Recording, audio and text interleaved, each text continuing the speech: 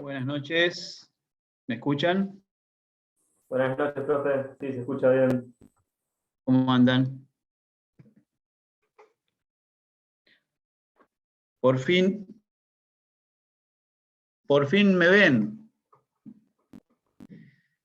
Les pido disculpa el haberme atrasado porque lamentablemente allá en Olavarría se ve que el Wi-Fi es medio lento y bueno, hoy ya estoy en Mar del Plata, así que menos mal que no tenemos que ir a hacer la clase presencial porque nos moriríamos de frío, ¿no? Bien, Alcira, no hay problema que no tengas cámara. Bien, voy a empezar con sucesorio. Les voy a dar la clase de este viernes. El jueves que viene, porque el viernes es feriado, el jueves que viene también están conmigo. Vamos a ver sucesorio. El jueves que viene voy a tratar de terminarlo y ver si puedo empezar con recurso. Y después calculo que me va a quedar un viernes más como para poder finalizar. ¿Bien? Vamos a quedar bien. Porque el examen, ¿cuándo es? El 4 de julio, creo que es, ¿no? Sí, sí. Sí, es el 4, Es el profe. 4. Bien, estamos bien entonces. Perfecto. Bien. Voy a empezar con el proceso sucesorio. Voy a tratar de hacerlo lo más práctico posible. Primero, un concepto para que entiendan lo que es el proceso sucesorio. Es aquel que tiene por objeto determinar, en primer lugar, quiénes son los sucesores. Bien, creo que cuando empecé la clase la otra vez, que no se escuchaba mucho, empecé a hablar en ese sentido. ¿Quiénes son los sucesores de esa persona muerta? ¿Qué es lo que comúnmente ustedes van a escuchar, que se le llama causante? El causante, el causante. La mayoría de las veces que cuando ustedes empiecen a intervenir, cuando sean abogados, a la persona fallecida, en un sucesorio se le dice causante. Se precisa el número y el valor de los bienes. O sea, primero se determina quiénes son los herederos del causante. Segundo, el número, o sea, qué cantidad de bienes hay, bienes mueble, inmueble, etcétera, etcétera, el valor de esos bienes, se pagan las deudas y se distribuye el saldo, ¿bien? A las personas en el cual están habilitadas por ley a ser declarados herederos, ya sea por ley o por un testamento, ¿bien? O cuando veamos, en el caso de que se declare herencia vacante, en poder de quiénes van a quedar esos bienes. ¿Es necesaria la iniciación de una sucesión? Sí. ¿A los efectos de qué? De si es una sucesión ab intestato, se llama sin testamento. O sea, ustedes van a ver cuando sean abogados en la carátula que dice sucesión ab intestato, o sea, una palabra latina que significa sucesión sin testamento.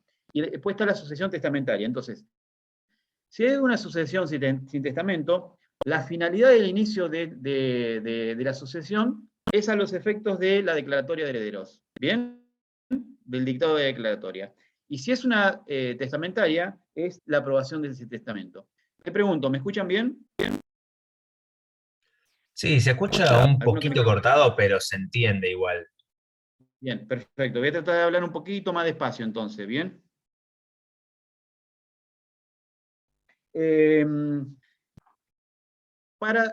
A modo de introducción, ¿cómo se dividen las etapas de una sucesión? Si hablamos de una sucesión ab intestato, o sea, sin testamento, se divide en 3 etapas. ¿Bien? ¿Por qué le hago esta diferenciación? Porque es muy importante esas 3 etapas a los efectos de los fines regulatorios. Porque me voy al final. La ley de honorarios, que han estudiado en la primera parte, habla que cuando un regulario toma en cuenta las etapas de la sucesión. ¿Bien? Es muy importante porque me voy a eso para que entiendan. En la ley de honorario determina que para regular honorarios se toma en cuenta la primera y segunda etapa como un 50% a los fines regulatorios. Y la tercera etapa como el otro 50%. Primera etapa es el inicio de la sucesión. Primera etapa. Segunda etapa se la considera la declaratoria de herederos. Tercera etapa, la inscripción de los bienes. ¿Se entiende? Por eso es importante que el 50% se toma en cuenta de la inscripción de los bienes a los fines regulatorios, porque es la etapa más importante, porque es la etapa donde se distribuyen los bienes. Lo mismo sucede con la testamentaria. Inicio del testamento, de la sucesión testamentaria, la declaración de testamento válido y la inscripción de ese testamento. Me están pidiendo si la puedo repetir. En la sucesión habitatato, o sea, sin testamento, ambas se dividen en 3 etapas, ambas. La primera etapa es el inicio de la sucesión, básicamente. Segunda, la declaratoria de herederos, que vamos a ver. Y la tercera, la inscripción. En el testamento es inicio de la sucesión testamentaria, declarar el testamento válido e inscripción. ¿Bien? Esa es la diferenciación para que ustedes entiendan por qué yo hablo de 3 etapas. Tengo, mejor dicho, sucesiones, traje inicio de sucesiones que es muy sencillas. Las sucesiones, digamos, una demanda de sucesión, básicamente, eso sucesorio, básicamente, para el abogado, es muy sencillo. Es muy sencillo y es la que genera buena regulación de horarios. ¿Bien? Por ejemplo, tengo acá dos sucesiones avistetato y una testamentaria. Una avistetato, donde los herederos son los hijos. ¿Bien? Entonces lo único que hace es acreditar primero la competencia, para determinar la competencia que vamos a ver ahora, ¿por qué? Segundo, cuál es el vínculo filial, o sea, por qué es considerado heredero legal. Tercero, los bienes. Y hay algo, hago una puntuación. No es obligatorio en el inicio de la demanda declarar los bienes. ¿Por qué? Porque los bienes yo los voy a declarar al final. Lo más importante es, lo que le estoy diciendo es, acreditar el vínculo. Cuando yo digo acreditar el vínculo es, acreditar el vínculo de hijo del causante, del fallecido, a los efectos de poder decir heredero. Y se pide, digamos, que acrediten documentación en debida forma. Eso sería una sucesión sin testamento. Otra, que tiene mucha relación, que la traje, es hereda un hermano. Bien, entonces, ¿cómo hace para acreditar el vínculo el hermano? Tiene que acreditar a través de el nexo. Siempre en sucesiones nosotros hablamos de el nexo de vínculo, o sea, el punto de conexión. Siempre tiene que haber un punto de conexión para acreditar el vínculo de heredero. En este caso, el punto de conexión que le corresponde al hermano es los padres. ¿Bien? Y la manifestación de que el causante era soltero sin hijos. ¿Por qué? Por la razón de que porque adquiere, digamos, la posibilidad de ser declarado heredero el hermano. Y ahí, como lo tengo yo acá, se determina cuál es la competencia, qué documentación adjunta, y no dice nada de los bienes acá. Como ven, no es obligatorio denunciar los bienes. ¿Por qué? ¿Recuerdan ustedes cuando yo les explicaba, en la primera parte hablamos de los requisitos fiscales y previsionales? Pregunta de examen que hemos hecho, ¿recuerdan? Bueno, y padres fallecidos, ok, claro, exactamente. Alcina me está preguntando, y padre fallecido. Tiene que acreditarse exactamente que los padres están fallecidos, porque en ese caso del hermano, no hereda el hermano si tuvieran vivos los padres, sino que heredan los padres en su carácter de ascendientes. Bien. Claro, porque está el orden de Descendiente, prelación. no hay descendiente, ascendiente. Exacto. Joaquín. Eso mismo iba a decir, de que está el orden de prelación de descendiente, después ascendiente y después cónyuge. En caso de no haber ninguno de esos tres, ahí hereda el hermano, ¿no? Exactamente. Y hasta, digamos, los colaterales hasta el cuarto grado. Hay un límite, digamos. ¿Bien? Ahí está el límite. Eso ustedes lo van a encontrar en el Código Civil y Comercial, que está determinado bien. Como yo le decía, ¿por qué le decía los requisitos fiscales y previsionales? ¿Los fiscales cuáles son? ¿Recuerdan ustedes cuando dijimos cuáles son los requisitos fiscales? Tasa sobre tasa. Bien, y Joaquín y Paloma, ¿piensan ustedes que en la sucesión se exige la tasa sobre tasa al inicio de la sucesión? Creo que se exigen al final, ¿no? De la sucesión. En la última etapa. Bien, perfecto. ¿Saben por qué? Y se exigen al final. Porque al final es donde se van a determinar los bienes, ¿bien? Y donde se hace una declaración jurada de bienes, y ahí donde se determina la obligatoriedad de qué es lo que tiene que pagar en tasa de justicia, ¿bien? Y sobre tasa. Es decir, que al inicio solamente le voy a exigir la cuestión previsional. El bono, de que tanto comúnmente se decía, el bono, ley y el anticipo del abogado, ¿bien? Nada más que eso. Eso por un lado. Entonces, a modo de introducción, después tengo una sucesión testamentaria, donde la testamentaria determina que la competencia, el testamento, qué tipo de testamento, quién fue declarado heredero testamentario, y a la acreditación de la defunción. Bien, con la documentación, que puede ser un heredero testamentario donde no haya herederos legales. Puede ser que haya herederos testamentarios y que también existan herederos legales. En ese caso, lo que se analiza o lo que analizamos nosotros como jueces es si afecta o no a la legítima. ¿Bien? Eso es una cuestión a posteriores, si hay un cuestionamiento o si observamos que ese testamento afecta a la legítima. ¿Bien? Por la calidad de heredero que pueda existir. Siguiendo. Un poco a lo que le estaba dando de explicación, la transmisión de bienes mortis causa, o sea, por muerte de una persona, se da entonces, como le decían, por sucesión testamentaria o por sucesión ab intestato, o sea, sin testamento. O la tercera opción, cuando hay una herencia vacante, y la herencia vacante se va a dar cuando no existan herederos a suceder, o cuando no se haya otorgado testamento válido, porque puede no existir heredero a suceder, pero hay un testamento válido. Pero para que se dé la herencia vacante, se tienen que dar las dos situaciones. ¿Bien? Entonces, a ustedes les parecerá raro, pero existe más de lo que parece como herencia vacante, y más acá en Mar del Plata, porque Mar del Plata es una ciudad de gente grande, en el sentido de que hay mucha cantidad de gente de Buenos Aires que se viene a vivir acá. Y aquí sucede muchas veces que no dejan herederos testamentarios o herederos legatarios. ¿Bien? Entonces, termina muchas veces el fisco interviniendo a los efectos de quedarse con ese bien. Profesor, una pregunta. Sí, Alicia. En el caso de una cesión de derechos, ¿se toma como testamento? Lo que pasa es que la cesión de derecho entra se agrega a la sucesión. ¿Bien? No es un testamento.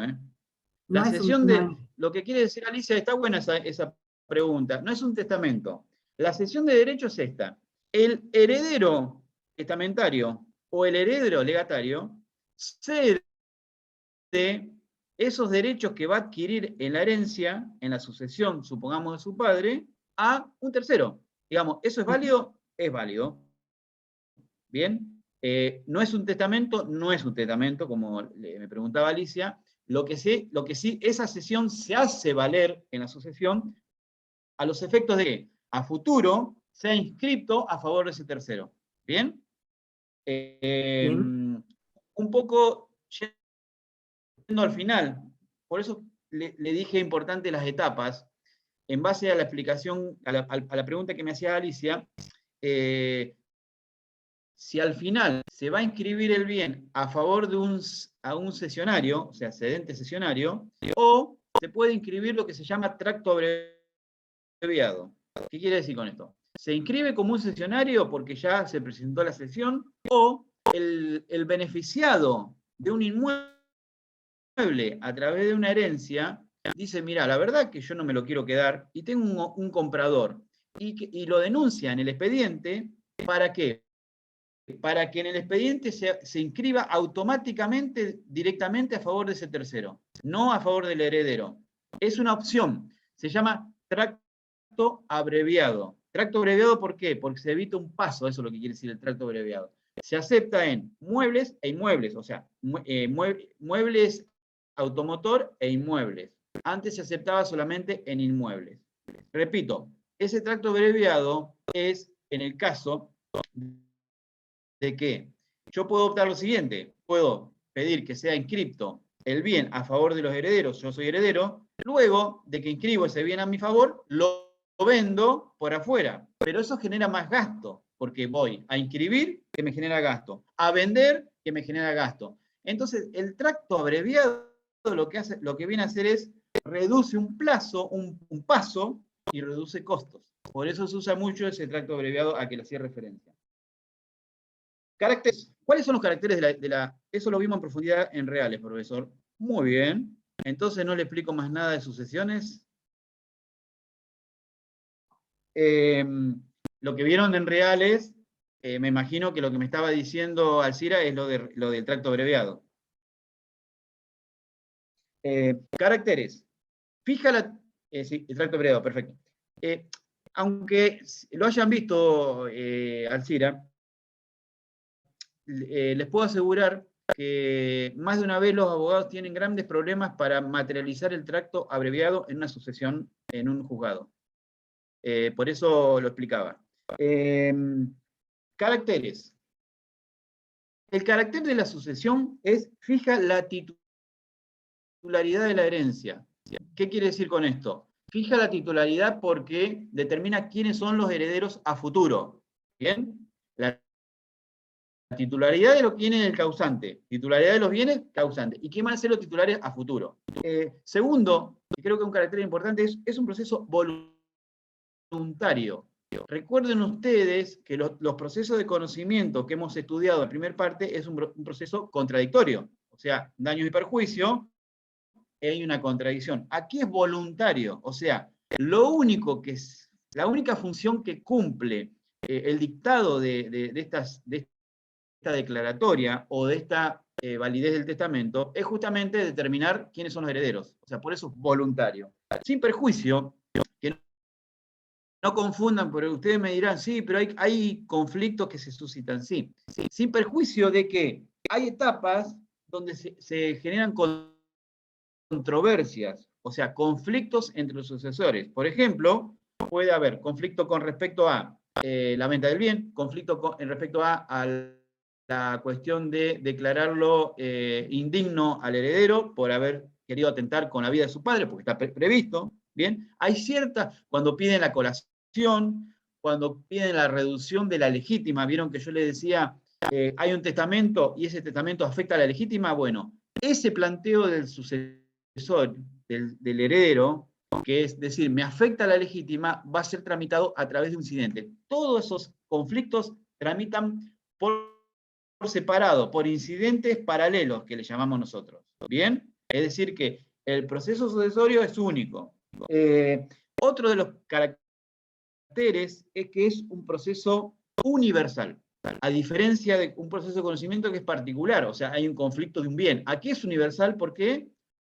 Porque se dirime la totalidad de los bienes del causante. Entonces, para darle una idea, ¿qué otro proceso universal ustedes pueden ver en su carrera de futuros abogados? ¿Podrá ser las quiebras? Perfecto. Los concursos y quiebras son procesos universales. La quiebra, más aún, porque en la quiebra se liquidan la totalidad de los bienes del causante. En la quiebra también se les llama causante. ¿Bien? Hoy le hablaba cuando yo les leía las demandas, le hablé de competencia. Voy a hablar de las reglas comunes a todos los procesos. Principio, competencia, que es donde mayormente se genera los grandes problemas. Pero yo le voy a hablar qué es lo que dice el código, qué es lo que resuelve la Cámara y qué es lo que resolvemos a veces nosotros, porque no es tan tajante como lo dice. Primero, principio general. ¿Quién es competente? ¿Qué juzgado o qué juez es competente en una sucesión? Principio general, el del último domicilio del causante, del difunto. ¿Bien? ¿Se entiende? El último domicilio, la residencia habitual del causante. ¿Bien? Aquí es donde empieza a juzgar el gran problema. ¿Por qué? Yo le hablaba de que hay muchas gente mayor acá que es de Buenos Aires, que se viene, cuando se jubila, se viene a vivir acá a Mar del Plata. Y muchas veces ahí es donde empieza el conflicto de decir, ¿cuál es la residencia habitual? Porque a veces le figura en el DNI de Buenos Aires, pero su residencia habitual es acá. Y ahí es donde se tiene que determinar, efectivamente, para determinar la competencia, cuál es el lugar de residencia habitual. ¿Bien? Hay una excepción a esa regla, que es la prórroga de la competencia. ¿Bien? ¿Qué quiere decir con esto? ¿Se puede prorrogar la competencia? Bien. Primero, se puede prorrogar si se dan ciertos requisitos. Y yo traje después dos fallos que se los voy a...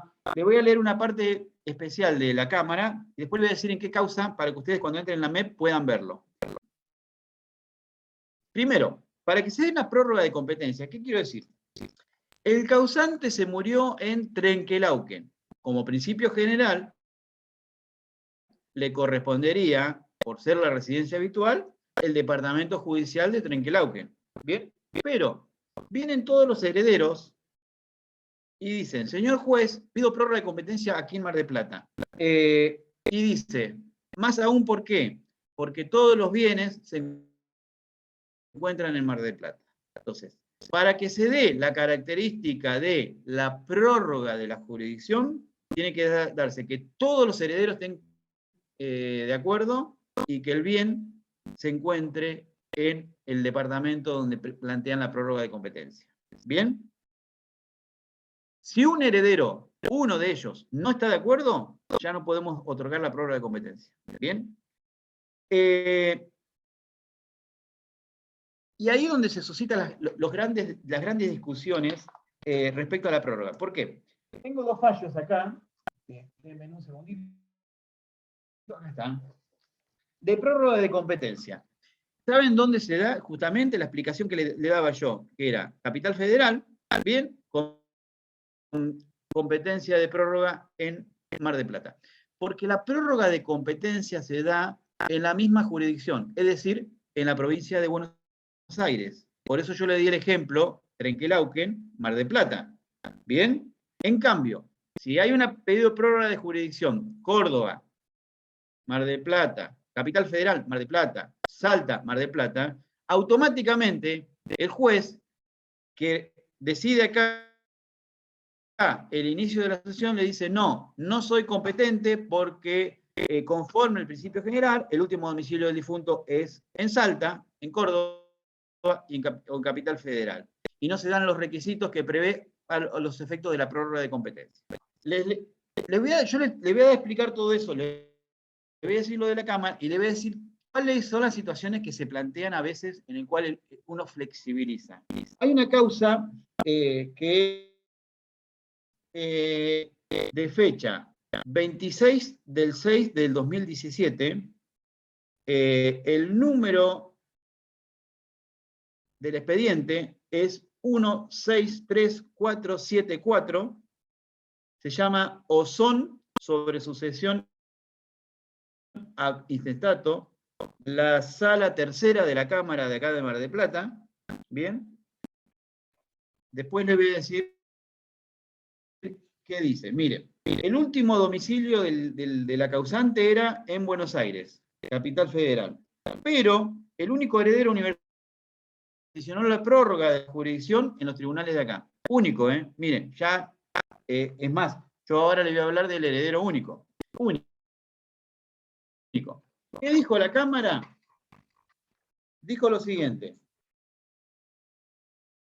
Se desprende que el domicilio era de la capital, bla, bla, bla.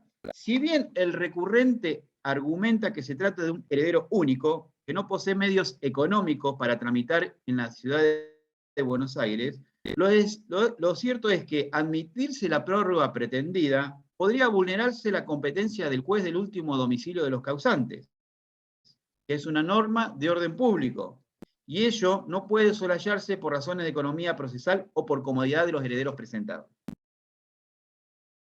Es un fallo que dice la Cámara, y es muy formal, que es lo que dice el Código de Procedimiento y lo que dice el Código Civil y Comercial.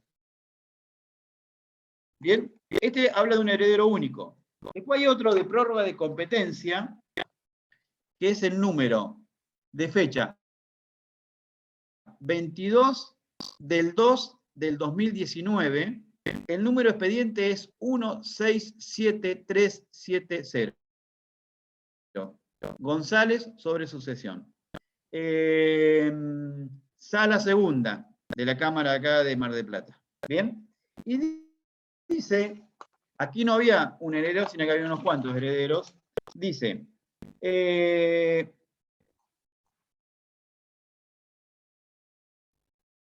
la jurisdicción sobre la sucesión corresponde a los jueces del lugar del último domicilio del difunto. En materia de sucesión y mortiscata,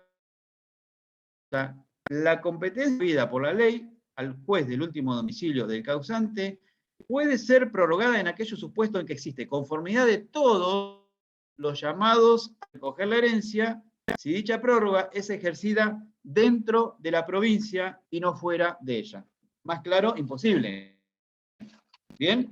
Ahora, eso es lo que ustedes van a encontrar cuando sean abogados respecto a lo que está planteado. Ahora, yo he tenido planteos de situaciones donde uno de Mendoza, donde toda la totalidad de los bienes eran de acá, la totalidad de los herederos de aquí, me plantearon la prórroga. Y yo en principio le dije que no, recuerdo, lo mandé al fiscal, el fiscal dijo sí, y ahí lo analicé nuevamente y dije, qué engorroso es para los herederos, siendo que la totalidad de los bienes están acá, los herederos están acá, iniciar una sucesión en Mendoza, o en San Juan, no me acuerdo dónde era. Entonces yo me aparté del principio de lo que prevé, a los efectos sí tomando lo que es economía procesal.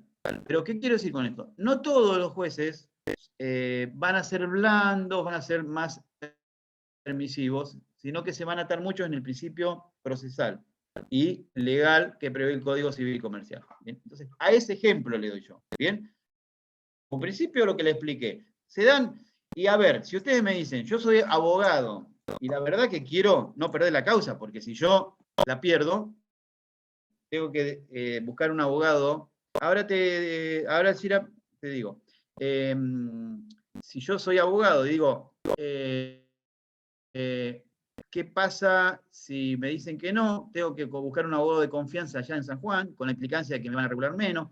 ¿Me tiro a la pileta? Y sí, yo soy ustedes, me tiro a la pileta y que el juez me diga que no. ¿Bien? En ese sentido. Me voy a la parte práctica. Alcira, vos me preguntás fiscal. A ver, no es el fiscal penal, existe un fiscal civil. ¿Bien? Todo lo que es que afecte la cuestión del estado civil, estado de la persona, inevitablemente nosotros tenemos que dar una vista al fiscal. ¿Bien? Bien. Ejemplo, los divorcios, antes de dictar la sentencia de divorcios, hay que dar una vista al fiscal, porque se cambia el estado de derecho de ser casado a divorciado. En este caso, hay que darle una vista fiscal antes del dictado de declaratoria, porque se cambia el estado de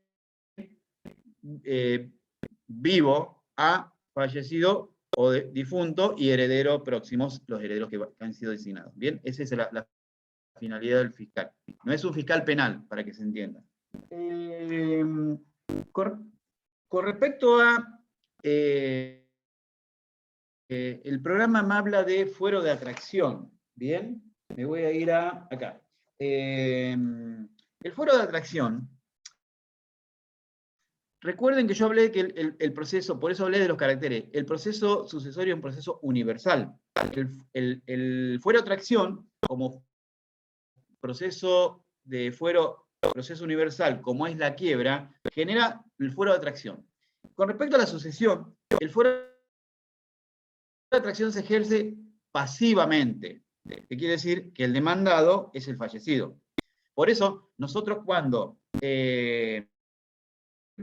publicamos, digamos, cuando se inicia la sucesión, se publica y se hace conocer, ¿para qué? Para que los demás jueces que tomen conocimiento que existe el sucesorio iniciado, remitan el expediente al juez donde se encuentra tramitando el sucesorio. Ese es un fuero de atracción. Pasivo, porque aplica para, por ejemplo, las ejecuciones de pagaré, las expensas, ejecuciones fiscales, ¿bien? Lo que es relativo al desalojo sobre un inmueble que integra la herencia, eso tengan en cuenta porque muchas veces le preguntan en el examen. O sea, respecto al desalojo, se toma en cuenta si el bien que se pretende desalojar integra parte de la herencia. ¿Bien? O sea, es decir, si está relacionado con la masa hereditaria y que involucran a esos coherederos. ¿Bien? Respecto, ahí retomo lo que hablaba de competencia y vuelvo a lo que es el heredero único. El heredero único está previsto en el artículo 2336 del Código Civil y Comercial. ¿Qué quiere decir con esto? El heredero único tiene unas posibilidades, salvo las excepciones que yo le hablé del ejemplo que le di la causa en la Cámara, en donde dice, esas acciones personales pueden dirigirse a opción del juez del último domicilio del causante o el del domicilio del heredero único. ¿Bien? Las acciones personales de los acreedores y el causantes, relacionado con el fuero de atracción. ¿Bien? ¿Qué quiere decir con eso? Me dirijo contra el juez del último domicilio del causante, o sea, lo inicio ahí, o del domicilio del único heredero. ¿Por qué? Porque se entiende que al ser único heredero, es el heredero del 100% de los bienes que integran la herencia. ¿Bien? No hay una discusión de porcentualidad, ni de división de bienes, ni nada por el estilo. Bien, eso por un lado. Un poco la apertura. Voy a hablar de la apertura de sucesión, relacionándolo un poco, por eso le hablé de las 3 demandas que le estuve relatando. ¿Quiénes son los legitimados para dar inicio a una sucesión? Primero, ¿se entiende? Los herederos. Herederos legítimos, herederos testamentarios. ¿Bien? Legítimos, hijos, padres, y tomen en cuenta lo siguiente, pueden iniciarlo en cualquier momento. No es que uno está acostumbrado a que los procesos siempre hablamos que prescriben.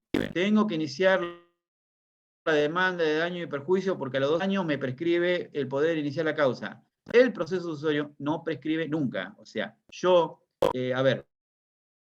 puedo tener mi padre fallecido hace 10 años y puedo iniciar la sucesión recién ahora. Eso es lo que quiere decir. También el legitimado es el cónyuge supérstite. El cónyuge supérstite significa el cónyuge que está vivo. Lo inicia como heredero o como socio de la sociedad conyugal. ¿Por qué quiero decir esto?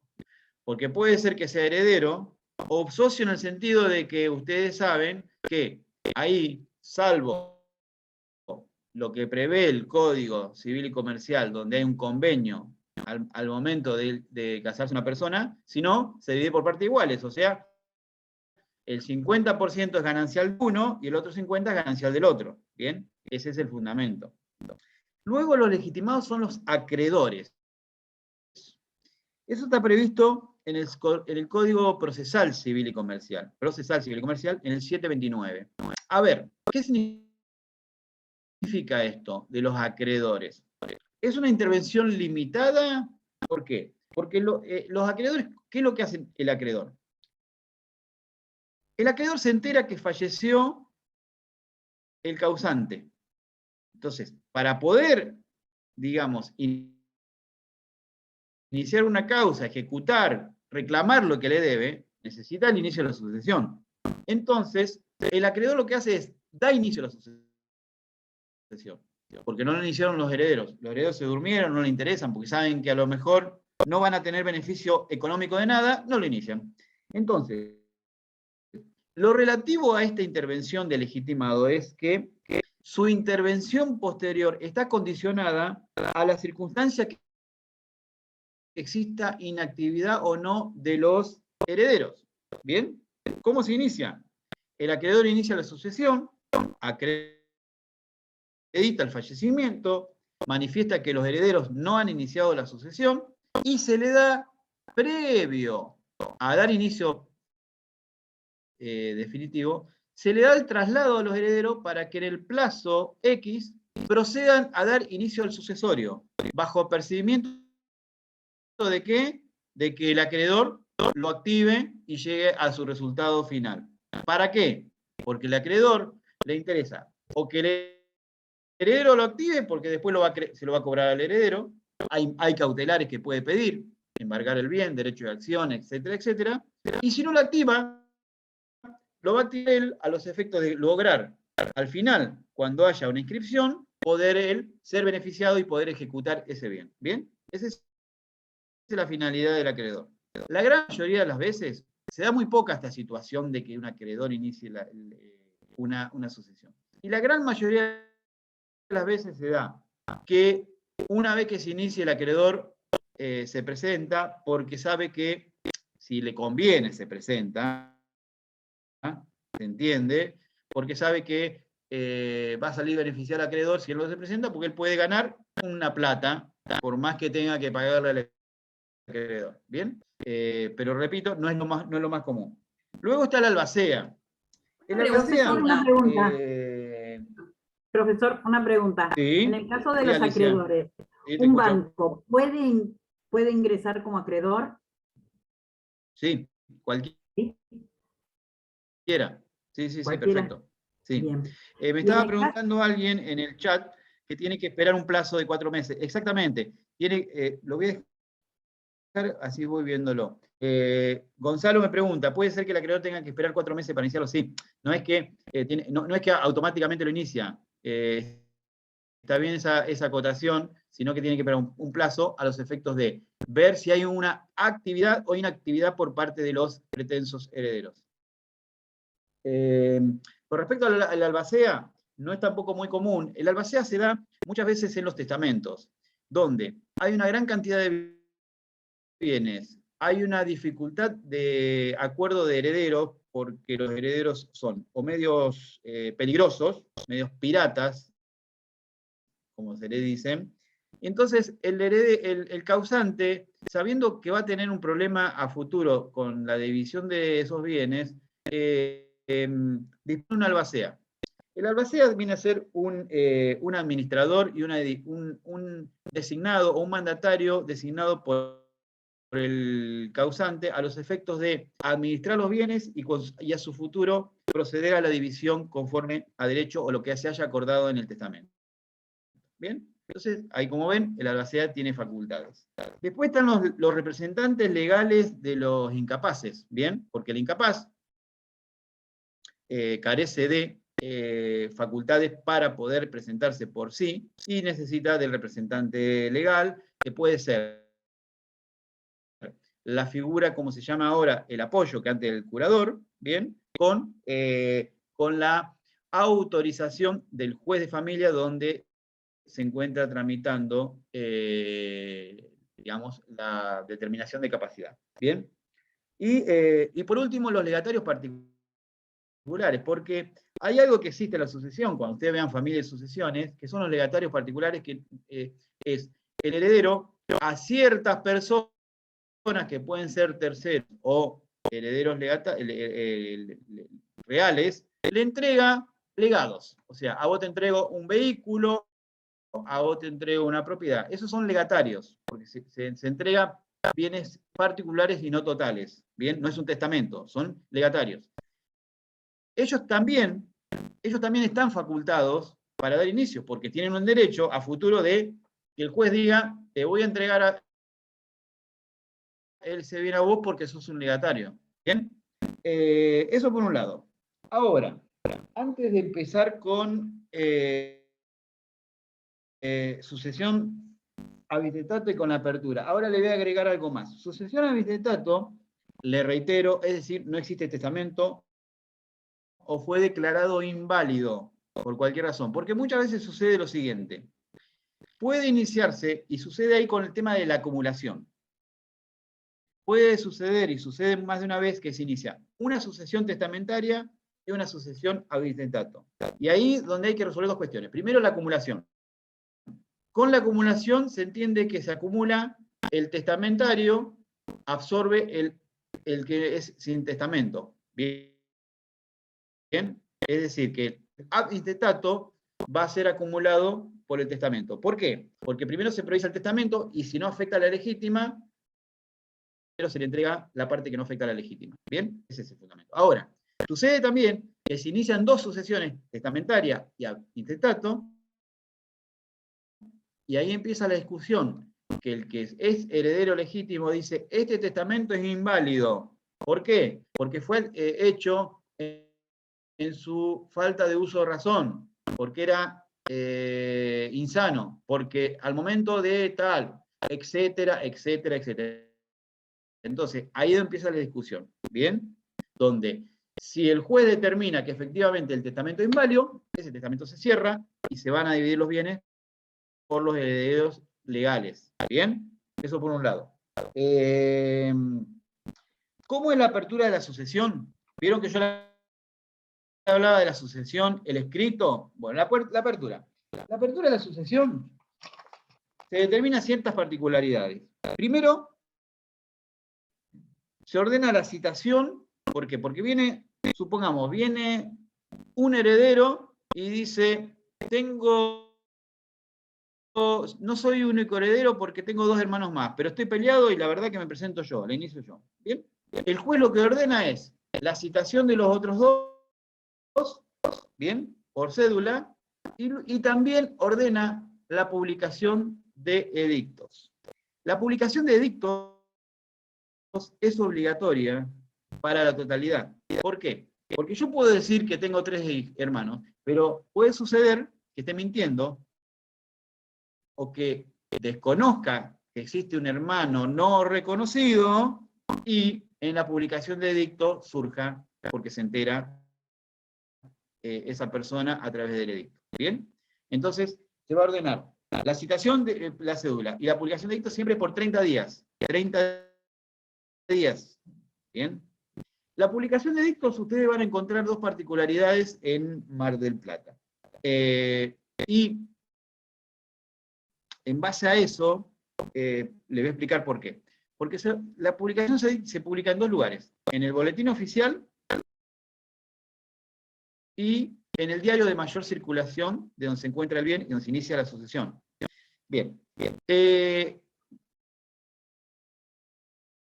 El Código Civil y Comercial, vieron que el Código Civil y Comercial, cuando modificó el Código Civil, y lo habrán escuchado más de una vez,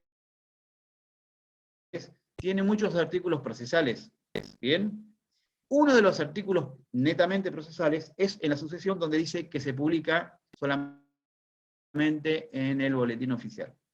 En base a eso, yo cuando era secretario en el 1, implementamos que se publicara en el boletín oficial con el fundamento del Código Civil y Comercial y con el fundamento de 2 autores muy importantes, una de ellas Marisa Herrera, que algunos la habrá escuchado alguna vez en familia, que es una autora de prestigio, donde decía que la publicación conforme el Código Civil y Comercial, el Código Civil y Comercial tiene más fuerza que un código procesal, porque es de la nación, el Código Procesal de la provincia, por ende deroga lo que dispone un código procesal. Lo implementamos en el 1, cuando yo me fui al Civil 9, lo implementé el 9, cuando me fui al 4, lo implementé el 4, y en base a eso, presenté un proyecto, vieron que hay un anteproyecto y ahora hay un proyecto de modificación del Código Civil y Comercial, ¿bien? Que está ahora, ya estuvimos el año pasado interviniendo en distintas comisiones, y ahora está ya en las cámaras analizándolo. Uno de los proyectos fue eso, y que me dieron bolilla, es justamente eso, se publica solamente en el diario, en el boletín oficial. ¿Bien? Esa es una acotación, pero como para que vean las diferencias de cómo se dan. Con argumentos, por supuesto. Otra de las cuestiones es, a ver, la citación de los 30 días al que yo hago referencia. Una vez vencido, bien, y cumplido con los demás trámites, es donde yo estoy en condiciones de irme a la segunda etapa, que es la publicación de edictos, ¿no? O sea, yo para publicar, publicación de edictos, perdón, declaración declaratoria de herederos, etapas, inicio de la sucesión, segunda etapa, declaratoria de herederos. Para yo poder llegar a la declaratoria de herederos, tiene que acreditarse que se publicaron edictos y que se encuentra vencido el plazo de 30 días. Luego, se van a pedir otros requisitos más para poder dictar la declaratoria. Uno de esos es, hay un registro que se llama Registro de Juicios Universales en la provincia de Buenos Aires. Cuando nosotros iniciamos la asociación, elevamos un pedido de informe al Registro de Juicios Universales, enviándole toda la información de los datos del causante, para que nos indiquen si existe alguna sucesión iniciada. Le puedo asegurar que más de una vez existe sucesión iniciada, y ahí donde se tramita, se dice cuál tramita primero, porque ahí también hay que generar una acumulación. Entonces, va a seguir tramitando la primera que fue iniciada. Salvo que veamos que esta fue publicada de edicto y está más avanzada, podemos decir, bueno, no, vamos a trabajar en esta, ¿bien? Pero hace a los efectos de poder determinar que si existen más de una sucesión de un mismo causante, trabajen en forma conjunta. ¿Bien?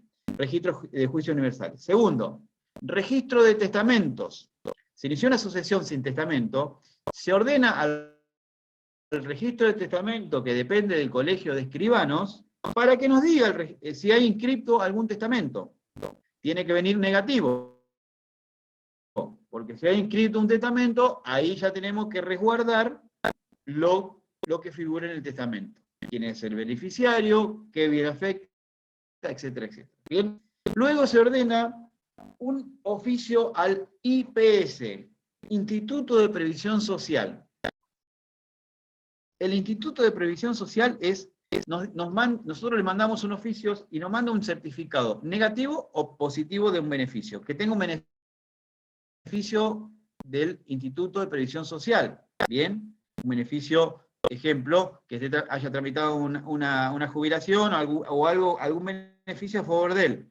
¿Por qué es esto? Porque el negativo o positivo significa que nos va a dar, si es positivo, que hay un beneficio, y quién es el que está adjudicado en ese beneficio. Puede ser que no exista el adjudicado o que exista. Si no existe, significa que van a ser beneficiados los herederos, y si existe, ya va a ser descartado ese beneficio. Bien, ese beneficio, ese pedido de informe al Instituto de Previsión Social es importante y es exigible a los efectos de seguir con la segunda etapa. Luego de que esté cumplido eso, bien, y determinado la calidad de heredero, etcétera, etcétera, ahí estamos en condiciones de dar inicio a la segunda etapa, que es la declaratoria de heredero. Profesor, una pregunta. En el caso de cuando se envía el oficio al IPS, ¿también responde el IPS por alguna jubilación o pensión que haya tenido el causante en nación? Sí, sí. Y eso genera en el cual yo como juez de la sucesión tengo que hacerle conocer al juez donde tramita la causa de que ese beneficio va a tener que ser depositado a una cuenta judicial, ¿bien?, en el expediente. Muchas veces cobran en bonos. Entonces lo que hace es, le decimos, esos bonos van a tener que ser o depositados a una cuenta de bonos que podemos tener acá, o transferido el valor del bono en pesos y luego trasladado ese número, esa cuenta, ese monto, a una cuenta del sucesorio. Hay algo que se da, lo que se le llama vocación hereditaria, a los efectos de ser heredero. ¿Cómo se acredita? Como yo le decía, a través de las partidas del registro civil partidas extranjeras, porque muchas veces son extranjeros, o sentencia de declaración de paternidad.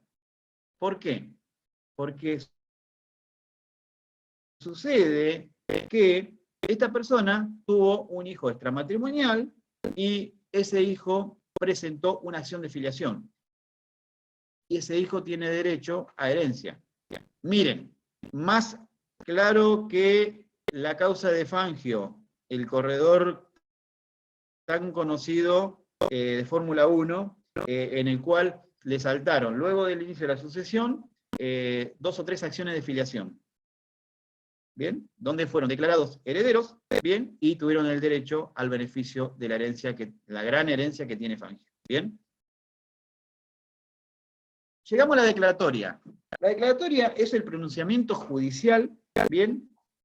La declaratoria es como si fuera una sentencia interlocutoria. ¿Vieron que estudiaron lo que es el tipo de sentencia, interlocutoria, definitiva y providencia simple? Es una interlocutoria, donde hace un reconocimiento judicial que reconoce al heredero emergente por la ley. ¿Bien? Dice, con el fallecimiento del causante, lo sucede en su carácter de herederos, sus hijos fulano y mengano, y sin perjuicio de respetar, siempre ponemos, a la cónyuge supérstite en lo que respecta a los gananciales. ¿Bien? Eso se deja aclarado. Que queden claro que esa sentencia interlocutoria declaratoria de herederos no causa estado ni tiene eficacia de cosa juzgada. Ustedes lo han visto. ¿Qué quiero decir con esto? Que yo puedo dictar una declaratoria de herederos hoy, y de acá a 3 meses se presenta otro heredero desconocido y pide la ampliación de la declaratoria, y yo, previa vista al fiscal, tengo que luego ampliar la declaratoria a favor de ese heredero que se presentó. Es decir, que la declaratoria de heredero puede ser presentada en cualquier etapa del proceso. Hay una particularidad, que los herederos fueron declarados en una declaratoria fulano y mengano. Pasaron 5 años y se presenta un tercero,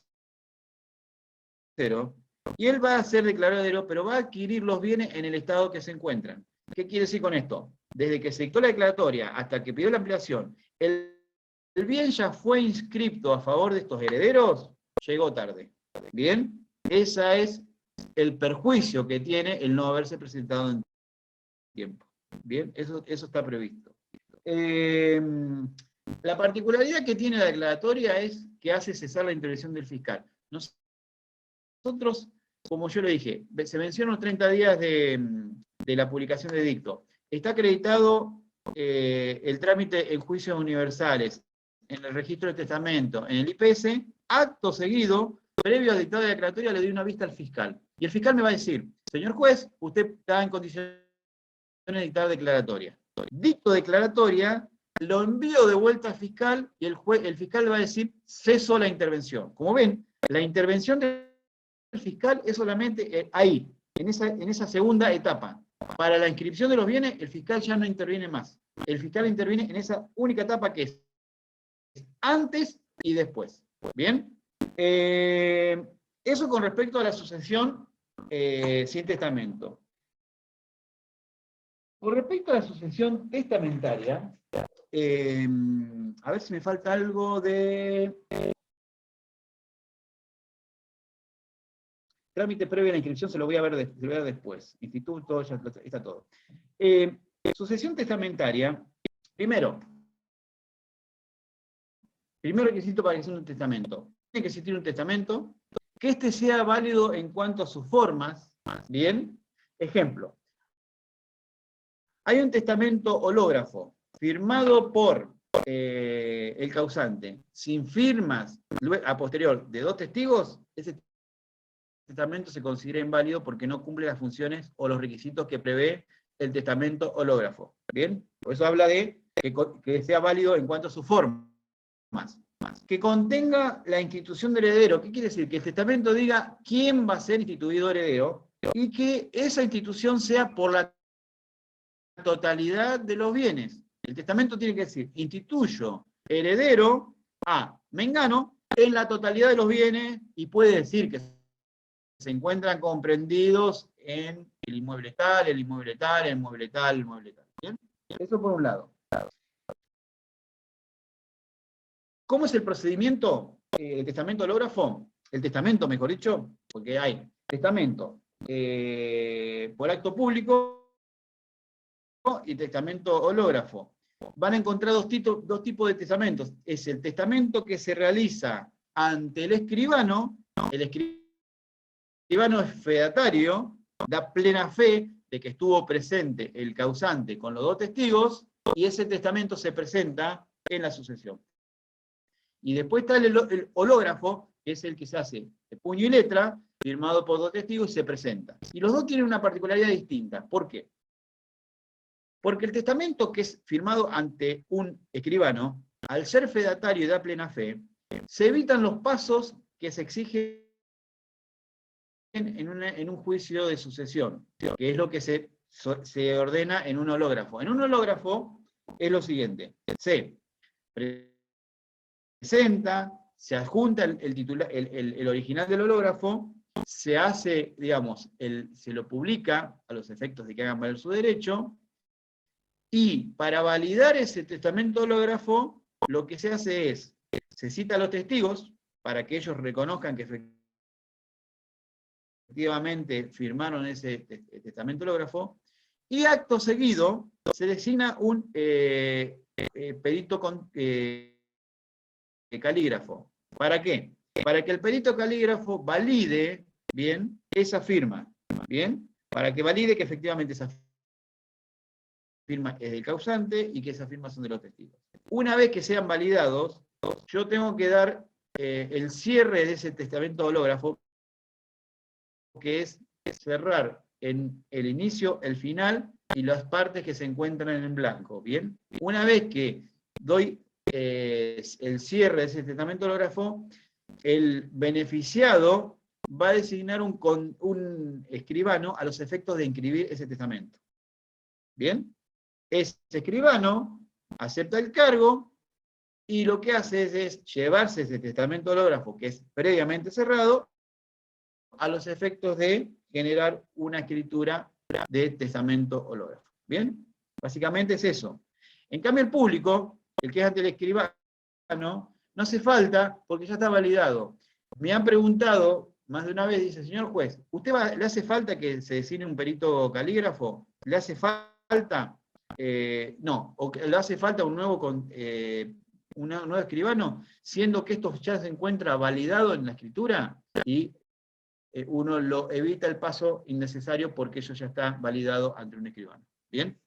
Sin perjuicio de que, repito, puede suceder que venga un heredero que se encuentra afectado, diga: ese testamento es inválido, y ahí empieza el cuestionamiento de resolver si ese testamento se lo considera válido o inválido. Y si se lo considera inválido, en ese caso se cae el testamento y se determina quiénes son los herederos. Una pregunta. Sí. ¿El hológrafo ya va con la firma de los testigos y luego se los vuelve a citar para que corroboren?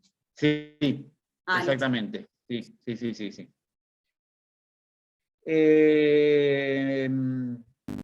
Lo que se llama es la protocolización de ese testamento. ¿Bien? O sea, en ambos se protocoliza. La diferencia entre uno y el otro, que para la protocolización de un testamento hológrafo es, es primero cerrar ese testamento hológrafo, validarlo, que las firmas son tanto del causante como del testigo. El juez lo que hace es cerrarlo, y la protocolización significa convertir el testamento en un documento público. ¿Bien? Por eso le hacía la diferencia entre el hológrafo y el que se hace a través de un escribano, porque hacerse en escribano ya es un instrumento público. Entonces, sería innecesario 2 veces validar un testamento que ya ante el escribano dio plena fe, porque es fedatario. Bueno, eso por un lado. Son 9:15, si me aguantan hasta las 9:30, y así podemos adelantar un poquito más. Vamos a ver algo más de herencia vacante, un poquito de administrador provisorio y algo por el estilo. La herencia vacante es como le decía hoy, si no se hubieran presentado herederos, o los presentados no hubieran acreditado su calidad de tales. ¿Bien? Vuelvo, repito. No se hubieran presentado herederos. ¿Por qué? Porque se inicia la herencia como vacante, lo inicia el fisco. El fisco de la provincia es el que está validado a iniciar la herencia vacante. Ahora, lo puede iniciar un particular la herencia vacante. Pero le hago una pregunta. ¿El particular que inicia una herencia vacante va a salir beneficiado con esa herencia vacante? A ver quién se anima a respondérmelo. Yo creo que no, porque iría para el Estado. Bien. ¿Y qué beneficio puede tener, ya que Joaquín se te dio por responderme? ¿Qué beneficio tendría ese tercero el dar inicio a la sucesión? ¿Cobran Que- honorarios? O alguien que se anime. ¿Cobran honorarios ¿Sí? o no? No son honorarios. Se habla de que ese tercero que dio inicio a esa sucesión vacante, ejemplo, soy vecino y veo que acá no tenía heredero, entonces inicia la sucesión y dice, señor juez, esta herencia es vacante. Como dice Joaquín, esa herencia es vacante, pero no la va a adquirir ese tercero, la va a adquirir el fisco, ¿bien? El Estado provincial. Pero ese tercero que dio inicio a esa sucesión tiene un beneficio económico. ¿Por qué? Se considera no honorarios, Paloma, sino en el sentido de que sería gastos beneficiados por haber dado inicio a esa sucesión. Sí va a tener honorarios ese abogado que representó a ese tercero, por esa etapa de dar inicio a la sucesión. ¿Bien? Ahí sí. ¿Se puede sería la repetir el diferencia. beneficio que va a tener el tercero que no le escuché bien? Sí, el beneficio, Joaquín, lo que tiene un tercero es el haber generado una activación, porque si no, nadie se hubiera enterado, supongamos, de que esa herencia es vacante, le genera un beneficio económico porque tiene un beneficio de que el juez, no dice cuánto, pero el juez dice va a determinar qué valor de monto va a ser beneficiado ese tercero por haber dado inicio a la sucesión. Ese por un lado. Y por el otro, el abogado que representó ese tercero va a tener un beneficio en la sucesión por una etapa, o por 2 etapas, o por 3 etapas, depende de cuál sea su intervención. ¿Se entiende, Joaquín? Sí, muy bien, gracias. Bien. Profesor, una pregunta. En el caso de los herederos que no a ver. comprueben la familiaridad o la consanguinidad, ¿hay un tiempo determinado para que se considere herencia vacante? Repetime de vuelta, pues no te escuché, Alicia. ¿Qué me dijiste? No te escucho, está en silencio. En el caso de los herederos, ahora sí, en el caso de los herederos Sí. que no logren comprobar la consanguinidad, no puedan demostrarla, ¿hay un tiempo determinado para que se considere una herencia vacante? ¿O es automático? No, si vos no lo podés mostrar, está buena esa pregunta en este sentido. Yo no lo puedo demostrar. Se dicta la herencia vacante, me voy a adelantar un poquito, y supongamos, se dicta la herencia vacante, y de luego esos herederos pueden demostrar la calidad de herederos. ¿Bien? Entonces sucede lo siguiente, ese heredero, ya la herencia vacante va a dejar de ser vacante y va a ser declarado heredero. Y en ese sentido, lo que hace es, al fisco, supongamos que fue el que dio inicio a la sucesión, le va a corresponder que le paguen los gastos ocasionados por haber dado inicio a esa sucesión. ¿Bien? El tema es que no llegue tarde. Claro, el tema es que no llegue tarde, claro, tal cual, que no llegue tarde, porque si el fisco procedió a la venta del bien y ya desapareció ese bien, y yo pretendo que se me declare heredero y ya ese bien ya fue vendido, ya no voy a tener posibilidad. ¿Bien? Por eso depende del tiempo en el momento que uno se presenta. ¿Bien? Gracias. Entonces, la reputación de vacancia importa la presunción de que el causante carece de parientes, con vocación hereditaria o que no tiene herederos testamentarios. ¿Bien? Básicamente es eso. Eso por un lado, para dejarle un poco aclarado lo que es la herencia vacante.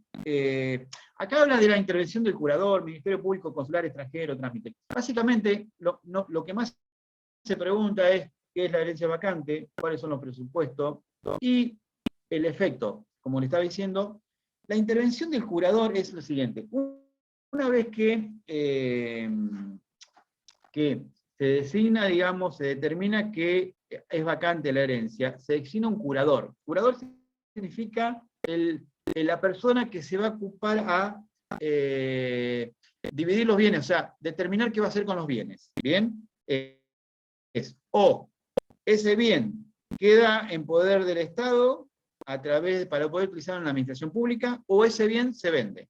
Comúnmente lo que hacen la mayoría de las herencias vacantes es lo proceden a la subasta. ¿Bien? Porque la única forma de poder venderlo es a través de una subasta. ¿Bien? Que lo que es actualmente la subasta electrónica, que han pretendido hacerlo una subasta privada, y los jueces dicen, no, se hace a través de una subasta electrónica para que puedan participar la totalidad de la gente que quiera comprar ese bien. ¿Bien? Por un lado. Después, a ver qué me falta. No, estaríamos bien ahí. Profesor, ¿cuáles eran sí. los efectos entonces de la herencia vacante? A ver, los efectos de la herencia vacante es, más que todo, lo que produce primero. Al carecer de herederos testamentarios y sin testamento, digamos, herederos legales, el efecto es que se declara vacante la herencia y el bien o los bienes que integran esa herencia pasan a ser de propiedad del Estado provincial. ¿Bien? ¿Y qué efecto genera? Es la pérdida, digamos, de ese bien y el beneficio a favor del Estado, que el Estado, como le explicaba recién, va a producir a la venta o a quedarse con ese bien. Me están preguntando si toma asistencia. Sí, no, he visto que estaban al comienzo 20 y pico, ahora son menos, pero bueno, están casi todos los que han aprobado en la primera parte, así que ningún problema. Hasta aquí llegamos. Sí, Ignacio. En el caso del legatario de un bien particular, y quedan bienes después, ¿tiene derecho a crecer ese legatario o se declara la vacancia? No, claro. El legatario solamente va a tener derecho de ese bien nada más. Bien, los demás bienes que puedan quedar, o va a quedar como vacancia, o va a quedar a favor de los otros herederos o de los testamentarios. Pero el legatario solamente tiene derecho al legado que específicamente el causante le dio en su oportunidad. ¿Bien? Bien. Es más, puede suceder muchas veces, Ignacio, que el causante legue un bien, pero afecte la legítima. ¿Qué quiero decir? Legue un bien que afecte las 2/3 partes previstas que puede legar, bla, bla, bla, como prevé el Código Civil y Comercial. Entonces, ahí el juez, o a pedido de un heredero, va a decir, no, señor juez, acá hay un legado, pero ese legado está afectando la legítima, se tiene que reducir ese legado. Es decir, si era a favor de un legatario un bien inmueble, se comprueba que afecta a la legítima, posiblemente va a ser heredero de una porción y no de la totalidad de ese bien inmueble. ¿Bien? Llegamos hasta aquí y vamos a ver en la última parte lo que es administración de herencia, provisoria, definitiva, el trámite posterior de cómo llegamos a la tercera etapa, ¿bien? Cómo se inscriben bien, vamos a ver lo que es la particularidad de la que es la partición, como principio general, y una consulta le hago. comúnmente, sí, Nicolás. Si se declaró la vacancia de la herencia y con posterioridad aparece un heredero y no se subastaron los bienes, ¿el fisco se los tiene que restituir si todavía no los subastó? Exactamente. Exactamente. Y si Está muy buena esa pregunta, porque no, lo que hace el fisco, está muy buena esa acotación porque sucede lo siguiente, en la experiencia que uno ve en la herencia vacante. es declarada vacante, automáticamente el fisco, les puedo asegurar que se mueve rapidísimo para subastar el bien. Para justamente, Nicolás, lo que vos decís es evitar que llegue un heredero y tengan que ellos no poder quedarse con ese bien. ¿Bien? Aparte es obligación de la Fiscalía, porque acá interviene la Fiscalía General, donde ellos tienen que automáticamente activar el proceso para poder quedarse con el bien, porque vos fíjate que lo que puede hacer es, se inscribe el bien a favor mío, chau, no hay manera de que llegó ya llegó tarde, pedir la subasta a los efectos de quedarse con la liquidez. ¿Bien? Perfecto, Noelia me gracias. está preguntando una consulta. La publicación de edictos. El Código Procesal establece que se publica por 3 días, y está bueno eso, y el Código Civil y Comercial, 1 día. Ahí está, Noelia. Yo hago una diferenciación en lo que hice hoy de la publicación de edicto, en el boletín oficial y en el diario de la Capital. También se hace acotación, y yo ordeno, cuando estaba en el Civil 9, en el 4 y en el 1, se ordenaba conforme lo prevé específicamente el Código Civil y Comercial. O sea, boletín oficial, 1 día. ¿Bien? Si ustedes me hablan, ¿por qué es esa la función? Porque los edictos no cumplen ninguna función. Dígame, ¿quién lee un edicto en un diario de la capital federal? Entonces, ese es un fundamento de la práctica. Y me pregunta Alcira, ¿no eran 30 días? Sí, se publican. No es que se publican por 30 días, se publican por 1 día, y son a partir de la publicación última, son 30 días donde tienen que vencerse esos 30 días para poder yo declarar declaratoria. ¿Bien? ¿Se entiende? Perfecto. Hasta aquí llego, los veo el Me quedó una pregunta. jueves que viene, Me quedó una pregunta, a la profe. misma hora. Sí. Me quedó una pregunta. Alicia. En el caso del cónyuge, ¿tiene los mismos beneficios el concubino o concubina que el cónyuge? No.